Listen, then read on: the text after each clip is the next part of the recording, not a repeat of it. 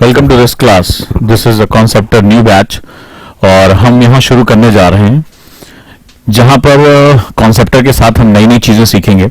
NCERT batch को हम देखेंगे। एनसीईआरटी में मैंने आपको कल बताया, कल की क्लास आपके लिए बड़ी इंपॉर्टेंट थी। उस क्लास में मैंने आपको बताया कि किस तरह से हमें सबसे पहले बीटीएल यानी बिटवीन द लाइन, उसके बाद हमें इंटरडिसिप्लिनरी अप्रोच यानी अंतर विषय ज्ञान, और इसके बाद मैंने आपको बताया कि किस तरह से नेक्स्ट लेवल पे जाते हुए हम उसको मैपिंग के साथ जोड़ सकते हैं और स्मार्ट नोट्स बना सकते हैं, यानी नोट आर्ट के फॉर्म में या LWMI less word more information के फॉर्म में हम यूज कर सकते हैं। अब एक क्वेश्चन था कि इस बार मैं नई चीज जोड़ने जा रहा हूं और वो है कि क्या हम एनसीईआरटी को मैपिंग के बेस पे पढ़ सकते हैं? क्या जो सेगमेंट्स है वो हमारे लिए बहुत इंपॉर्टेंट है, राइट?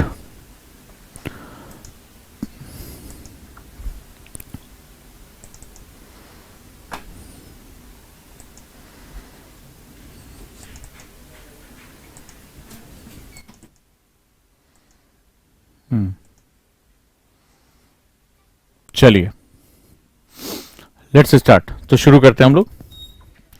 तो क्या एनसीईआरटी को पढ़ा जा सकता है एक नए तरीके से? एनसीईआरटी को क्या पढ़ा जा सकता है एक नए सिस्टम के हिसाब से?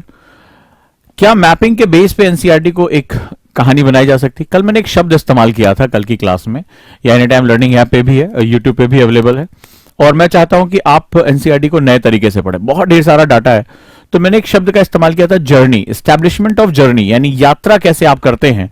और ढेर सारे, खासतौर पे ऐसे जहां बहुत ढेर सारे फैक्ट्स हैं, बहुत लंबा समय काल है, जैसे कि हम हिस्ट्री की बात करें तो एंशिएंट हिस्ट्री में, आर्ट एंड कल्चर में एक बहुत लंबा समय काल हमारे सामने आता है, एक टाइम पीरियड हमारे सामने आता है, और उस टाइम पीरियड को हम कैसे जस्टिफाई कर सकते हैं, कैसे स्मार्ट तरीके से पढ़ सकते हैं।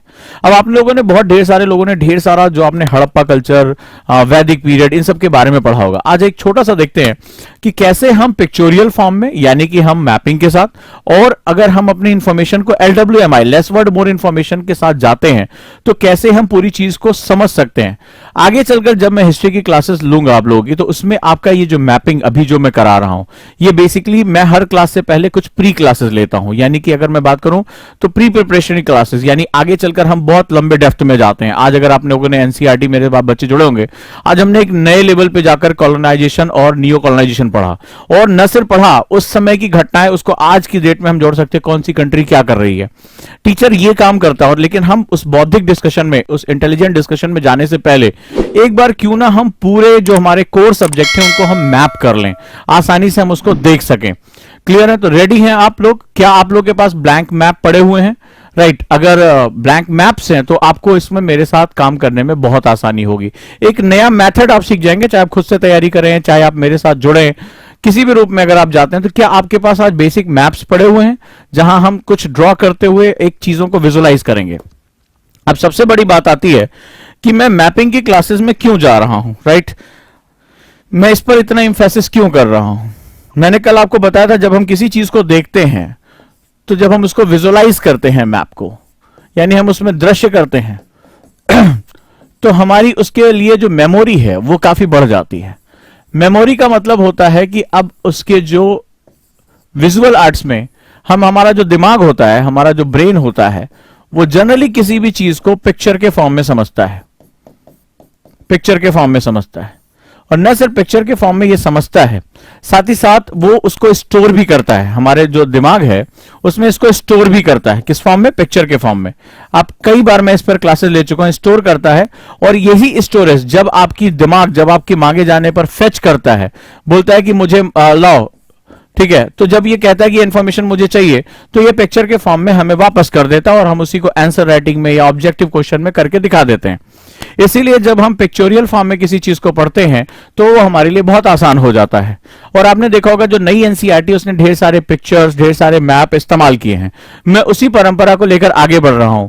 हिस्ट्री जैसा सब्जेक्ट, आर्ट एंड कल्चर जैसा सब्जेक्ट, जहां पर ढेर सारे पिक्चर्स का मिलना बड़ा मुश्किल हो जाता है, कैसे हम करें, हमें बताया, हमें फैक्ट्स में ये उलझ के रह जाते हैं। ऐसे में अगर पूरी चीजों को देखा जाए तो हम उसको कैसे हम जो है जोड़कर आगे बढ़ सकते हैं, राइट? तो आज का जो हमारा पर्पस है वो यही है कि हम पिक्चोरियल फॉर्म में कैसे लेकर आगे बढ़ सकते हैं और कैसे अपने फंडामेंटल को प्रिपेयर कर सकते हैं। लेट्स स्टार्ट, शुरू करते हैं हम लोग। आ जाइए। और आज हम सबसे पहले बात करने जा रहे हैं हड़प्पा कल्चर के बारे में। लिखो, हड़प्पन कल्चर। चलो हड़प्पा सभ्यता के बारे में हम लोग जानते हैं। अच्छा, नोट्स भी मैं बहुत ही स्मार्ट तरीके से आपको दूंगा, थोड़ा सा लिखिए, थोड़ा सा समझिए और मेमोरी को इनहैंस करने की कोशिश करिए। हमारी क्लास का, ओजंकियंस की क्लास का एक नियम होता है, हम बाद में कुछ नहीं छोड़ते हैं। हम इस तरह से पढ़ते हैं कि क्लास में ही वो हमें रिवाइज हो जाए, क्लास में ही हमारे मेमोराइज हो जाए, और हम नए नए तरीके ढूंढते हैं। कई बार जिनको परंपरागत पढ़ने की आदत है उनको हमारे साथ बड़ी दिक्कत होती है, वो उलझते हैं कुछ देर तक, पता नहीं सर क्या बात करने जा रहे हैं, कैसे बात करने जा रहे हैं, तो उनको उलझन, क्योंकि बचपन से उनको ट्रेनिंग उसी तरह से हुई है। हिस्ट्री का मतलब फैक्ट्स होता है, हिस्ट्री मतलब ये आर्ट साइड वालों का सब्जेक्ट है।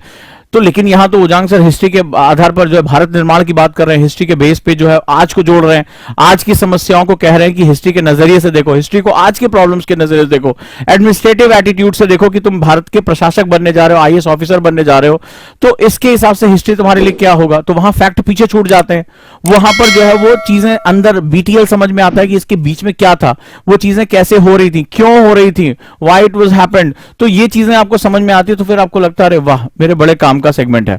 मैपिंग को हम लोग समझते हैं ये तो ज्योग्राफी का पार्ट है, लेकिन यहां तो हिस्ट्री में मैप कोई लेकर आ रहा है, तो कुछ ना कुछ हम लोग नया करते रहते हैं। लेकिन इसका जो फायदा मिलता है वो ये होता है कि हमारी जो मेमोरी, अंडरस्टैंडिंग है वो कई गुना बढ़ जाती है। आगे चलते हैं, नेक्स्ट हम डील करते हैं, और सबसे पहले आज हम हड़प्पा कल्चर के बारे में, बहुत कुछ आप जानते होंगे, बहुत बेसिक्स आप जानते हो। लिखो हड़प्पा सभ्यता, तो हम हिंदी इंग्लिश दोनों में काम करते हैं। हड़प्पा सभ्यता के बारे में बात करते हैं। तो अगर हम बात करें तो हड़प्पा सभ्यता दुनिया की सबसे प्राचीन सभ्यताओं में से एक थी। लिखना चाहो तो लिख लो, ठीक है। प्राचीन सभ्यता, LWMI क्या होता है, मेरी क्लास के नोट्स ऐसे बनते हैं, जो लोग बच्चे नए हैं वो जान लें। हम लोग इसी तरह तीर तलवारों के हिसाब से नोट्स बनाते हैं, क्योंकि ये पूरा हैंगिंग नोट्स होते हैं, इसको हुकिंग कहते हैं। एक पॉइंट दूसरे पॉइंट से जुड़ता चला जाता है और एक फ्लो तैयार हो जाता है। जैसे जैसे आप एक पेज देखोगे, एक पेज के अंदर ही आपको अपना सारा जो है वो सेगमेंट्स नजर आ जाता है। नेक्स्ट चलिए हम लोग चलते हैं, आगे बढ़ते हैं और समझते हैं। तो अगर हम हड़प्पा सभ्यता लिखें तो इट लिखो one of the oldest civilization, ठीक है, यह दुनिया की सबसे प्राचीन सभ्यताओं में से एक थी। तो ओल्डेस्ट में से अन्य कौन कौन सी इसके समकालीन थी, समकालीन मतलब इसके इक्वल और कौन सी, तो हम सिंबल्स का यूज करते हैं। तो LWMI की सबसे खास बात होती है वी यूज सिंबल्स। तो मुझे नहीं लिखना है, ये लंबी लंबी लाइनें नहीं लिखनी है, तो ये इसके जो है समकालीन, इसके जो है कंटेम्प्रोरी और कौन सी थी। तो कंटेम्प्रोरी सभ्यताओं में इजिप्ट, मिस्र की सभ्यता, मेसोपोटामिया, ठीक है, जो आगे चलकर इराक के क्षेत्र में डेवलप हुआ, मेसोपोटामिया की सभ्यता और चीन की सभ्यता, ये भी प्राचीन सभ्यताओं में, चाइना, ये इसके समकालीन सभ्यता थी, ठीक है, यानी इसके समकालीन सभ्यताओं में से एक थी इजिप्ट, मिस्र, मेसोपोटामिया और चीन की सभ्यताएं। तो ये उन्हीं प्राचीन सभ्यताओं में से जहां मानव ने अपना बहुत विकास किया, इस सभ्यता को हम लोग जानते हैं, ठीक है। चलिए, इसका नाम हड़प्पा क्यों पड़ा?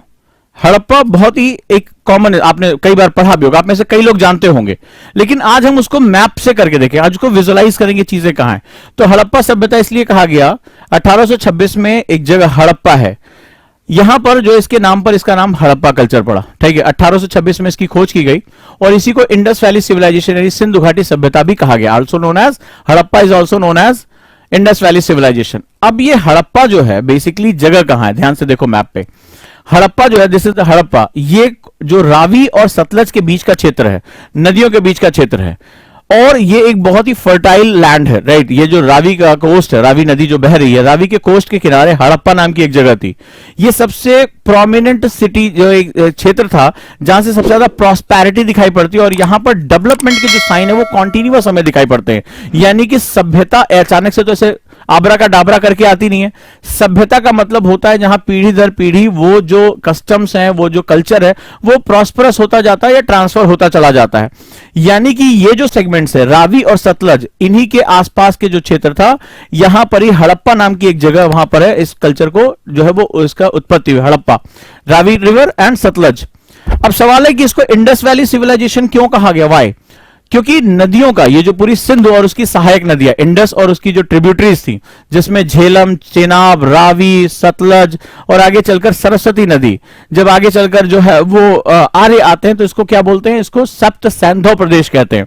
तो बेसिकली ये इनके द्वारा जो है वो फर्टाइल लैंड थी। अब यहां पर थोड़ा सा ज्योग्राफी जोड़ते हैं कि यहीं पर क्यों, क्योंकि ये जो एरिया आप देख रहे हैं, जो आज हमारा जो पीओके का रीजन है, जो अफगानिस्तान का रीजन है, ये बेसिकली एलिवेटेड लैंड है, ये बहुत ऊंचा है। और यहां जो ये सेगमेंट्स है वो बेसिकली ट्रांस हिमालयन रीजन है। ठीक है, अब समझते जाओ कि मैं क्या तुम्हें समझाने की कोशिश कर रहा हूं। हिस्ट्री और ज्योग्राफी कभी अलग नहीं हो सकती, ज्योग्राफी और कल्चर कभी अलग नहीं हो सकता, कल्चर और सोसाइटी अलग नहीं हो सकती, सोसाइटी और इकोनॉमी कभी अलग नहीं हो सकता। यही होता है इंटरडिसिप्लिनरी अप्रोच। क्या मैंने सिखाया कि कभी भी याद रखिएगा, हिस्ट्री, आपको लगता है ये एक सब्जेक्ट है, उजांग सर हिस्ट्री पढ़ा रहे हैं, हिस्ट्री कभी ज्योग्राफी से अलग नहीं हो सकती। अभी बताऊंगा कि क्यों आर्यंस नीचे की तरफ आए। आज इसी मैप से सब क्लियर हो जाएगा, बड़ा मजा आएगा तुम्हें। ज्योग्राफी कभी कल्चर, ज्योग्राफी पे ही कल्चर डिपेंडेंट होता है, ज्योग्राफी जैसा ज्योग्राफी वैसी कल्चर। कल्चर से कभी सोसाइटी अलग नहीं हो सकती, समाज अलग नहीं हो सकता, और समाज से कभी इकोनॉमी अलग नहीं हो सकती, और इन दोनों से मिलकर कभी पॉलिटी अलग नहीं हो सकती, और पॉलिटी फिर से हिस्ट्री से अलग नहीं हो सकती। यह है पूरा इंटरडिसिप्लिनरी अप्रोच। इतिहास और भूगोल बहुत कुछ तय करते हैं। ठीक है, आक्रांता उधर से क्यों आए, क्यों आगे चलकर सल्तनत के लोग जो है वो स्टेपी प्रदेशों से आते हैं, क्यों हम ऊपर जाने की बजाय, अगर हम सिंधु सभ्यता के विस्तार की, हम नीचे मैदानों की तरफ जाते हैं। हमें ज्यादातर आलमगीरपुर और नीचे जो मेरठ तक हमें विस्तार क्यों दिखाई पड़ता है, क्यों हम नीचे की तरफ डेवलप होते हैं, ये क्यों हमारे लिए बहुत इंपॉर्टेंट है। क्यों हमने पोर्ट जो है वो डाउन साइड हमने बताया, अपर साइड क्यों नहीं बनाए। तो हिस्ट्री, ज्योग्राफी, ज्योग्राफी डिफाइन करता है कल्चर को, कल्चर डिफाइन करता है सोसाइटी को। ठीक है, सोसाइटी कैसी होगी, हम किस तरह के कस्टम्स को लेकर आगे चल रहे हैं, हम प्रोग्रेसिव हैं, हम इंडस्ट्रियलाइज्ड हैं, हम जो है वो अंधविश्वासी हैं, हम बहुत प्रोग्रेसिव हैं, हम किस रूप में हैं। सोसाइटी तय करेगी इकोनॉमी कैसी होगी, हम उद्यम करेंगे, हम समाज की सेवा करेंगे, हम जो है वो कबीलाई होंगे, हम ज्ञान आधारित सभ्यता बनेंगे, नहीं हम अंधविश्वास आधारित बनेंगे। हमारी पॉलिटी कैसी होगी, शासन व्यवस्था कैसी होगी हमारी। ठीक है, तो ये सब कुछ और फिर इन सब मिलकर वही चीजें हमारी इतिहास बनती चली जाती हैं। अगर आज हम भारत को देखते हैं तो हमें दिखाई पड़ता, अरे भारत तो एक बहुत उद्यमी राष्ट्र था, भारत एक ऐसा राष्ट्र था जहां घर घर में जो है हैंडीक्राफ्ट था, एक ऐसा राष्ट्र जो बहुत बड़ी मात्रा में अपनी जरूरत की चीजें बनाता था, एक ऐसा सेगमेंट था जहां पर नदियों के माध्यम से बहुत ढेर सारा फर्टाइल लैंड था हमारे पास, एलुवियल सॉइल यानी जलोढ़ मृदा थी। लेकिन उस मृदा को प्रयोग करके वहां पर हल करना, वहां के मिट्टी के बर्तन बनाना, नए नए अन्नागार करना, ये सब जो है हमने वहां पर जाकर सीखा। तो ये चीजें इस तरह से काम करती, इसी को बोलते हैं अंतर विषयक ज्ञान। तो एनसीईआरटी मैं जो पढ़ूंगा और जो मैं पढ़ाऊंगा वो इसी तरीके से पढ़ाऊंगा। क्लियर है?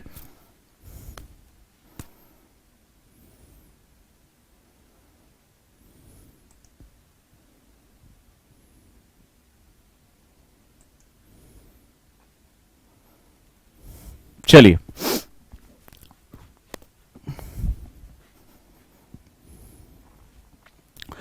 तो इंडस इसलिए कहा गया, ध्यान से समझिए, इसको मैप करते जाएं। दिस इज अ झेलम, चेनाब, रावी, ठीक है, ये सब नदियां, सतलज, ये पूरा इलाका, ये बेसिकली एलुवियल सॉइल। किस तरह की सॉइल? जलोढ़ मृदा की था। नदियां अपने साथ क्या लेकर आती हैं? एलुवियल सॉइल लेकर आती, ज्योग्राफी में हिस्सा है। एलुवियल सॉइल की खास बात क्या होती? जलोढ़ मृदा। कौन सी मृदा है ये? लिखते जाओ, जलोढ़ मृदा है ये। ठीक है, this is the alluvial soil, alluvial. अच्छा, दुनिया की जितनी भी प्राचीन सभ्यताएं रही उसमें ज्यादातर वो नदियों के किनारे यानी रिवर कोस्ट पे रही है। क्योंकि हमारे लिए जो सबसे इंपॉर्टेंट सेगमेंट रहा है, मेरा कोई स्टूडेंट जो एनसीईआरटी का होगा वो जानता होगा मैं क्या बात उससे पूछने जा रहा हूं, लॉजिक पूछने जा रहा हूं कि नदियों के किनारे ही क्यों क्यों एलुवियल सॉइल की उन्हें जरूरत क्यों पड़ी। एलुवियल सॉइल की खास बात होती है, ये एवरी ईयर नदियां अपने साथ ढेर सारा बाढ़ का मिट्टी लेकर आती हैं और वो रिन्यू हो जाती है। ठीक है, ये रिन्यू हो जाती है, इसका पुनर्निर्माण हो जाता है, इसकी फर्टिलिटी यानी उपजाऊपन लगातार बना रहता है। मिट्टी में पानी सोखा जाता है और वाटर लेवल यहां पर हमेशा मेंटेन रहता है, यानी पीने का पानी। और एलुवियल सॉइल का क्या इंपॉर्टेंस है, कोई मेरा स्टूडेंट बताएगा अगर मुझे सुन रहा है?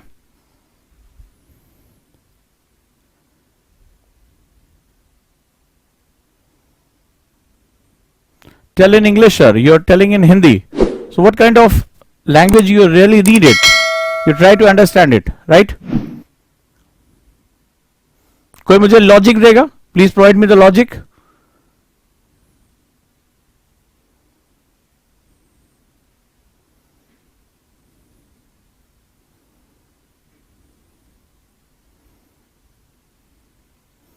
उमेश का आ गया आंसर, बहुत सही, शाबाश। चलो इन्वॉल्व हो मेरे साथ, यही चीज मैं तुम्हें डेवलप करना सिखाना हो। यहां रटने की क्लास नहीं, this is not the rote learning classes और mug up the data.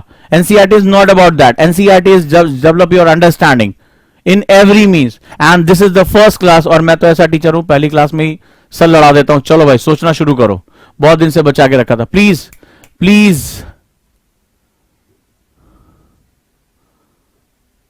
Fertility, alluvial soil has the fertility that, मुझे उससे मतलब ही नहीं है। शाबाश, भूपेंद्र का जवाब बिल्कुल सही है। यस यस यस, उपजाऊ फर्टिलिटी है, यस। बिकॉज अब जरा ध्यान से समझो, हड़प्पा के बारे में तुम्हारी नॉलेज क्या है, पढ़ा तुमने पक्का होगा। You must aware about the Harappan culture, एक बहुत ही सिविलाइज सोसाइटी। सिविलाइजेशन का मतलब, what is the meaning of civilization? You are not the tribal people, you don't live in the trees, ठीक है, पत्ते नहीं पहन के घूमते, सिविलाइज्ड हो, यानी कि जो नॉर्म्स ऑफ द सिविलाइजेशन है, you follow all these thing. तो हमने सबसे पहली बात, सिविलाइजेशन वर्ड का मतलब क्या हुआ? You must have the hierarchy in society और द सोशल स्ट्रक्चर, ठीक है। तुम्हारे पास एक सामाजिक संरचना है या तुम्हारे पास सामाजिक अनुक्रम है, इसीलिए तुम सिविलाइज्ड हो। तुम ऐसा थोड़े ना हो रहा घुमंतु घूम रहे हो या जो है शिकार करते घूम रहे हो, पत्ते पहन रहे हो, पेड़ों पे रह रहे हो। You don't live like animals, so this is mean the civilization. That means अब कोई भी समाज, एक बात बहुत ध्यान से समझना, कोई भी समाज तभी सिविलाइज होता है, the society become civilize when the first thing is you must have the facility of agriculture. बहुत ध्यान से समझना, एग्रीकल्चर ही प्रारंभिक समाजों की संरचना का मुख्य कारण होता है। एग्रीकल्चर यानी कृषि ही प्रारंभिक समाजों के निर्माण का प्रमुख कारण होता है। This is the agriculture. भाई जब तक मैं घूम रहा हूं, भाई मैं अपने शिकार के लिए घूम रहा हूं, उधर वो जानवर गया उसके पीछे चला गया, वो उसके पीछे चला गया, तो सोसाइटी समाज बनाने के लिए मुझे सुरक्षा चाहिए, एक जगह मुझे रहूं, और सबसे पहली सुरक्षा मुझे खाद्य सुरक्षा यानी food security. I must need a society, must need a food security, otherwise मैं नोमैडिक हो जाऊंगा, मैं इधर से उधर जाऊंगा।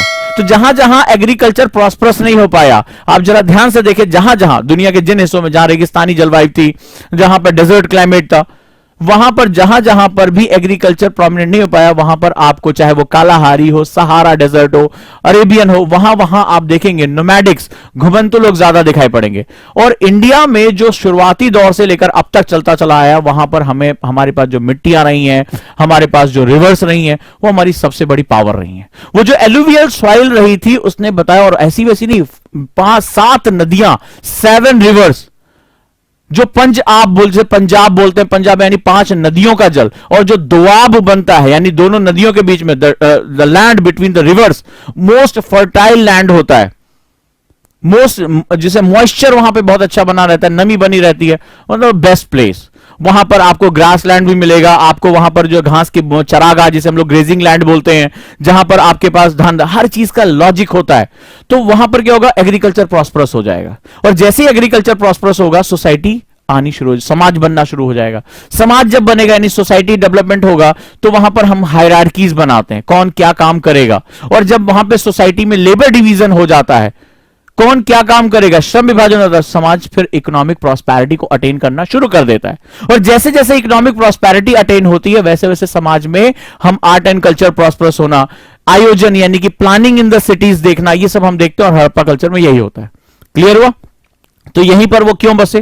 क्योंकि इस इलाके में ये पूरा इलाका जो था वो क्या था, हमारा एक तरह से माउंटेनियस रीजन था, एलिवेशन इसका बढ़ता चला जा रहा था। It is the whole Afghanistan region and present Pakistan region, यहां पर जमीन जो थी वो बड़ी उपजाऊ नहीं रह गई थी, बट दिस लैंड बहुत ये फर्टाइल था, यानी बाउंड्री जाने के लिए मुझे प्लेन्स, यानी कि जहां तक नदियां अपना एलुवियल सॉइल लेकर जा रही थी, वहीं पर ये प्रॉस्पेरिटी हमें दिखाई ज्यादा से ज्यादा पड़ती है। अदरवाइज ये क्या होगा, फिर ये डाउनवर्ड मूवमेंट करना शुरू करते हैं। क्लियर हुआ?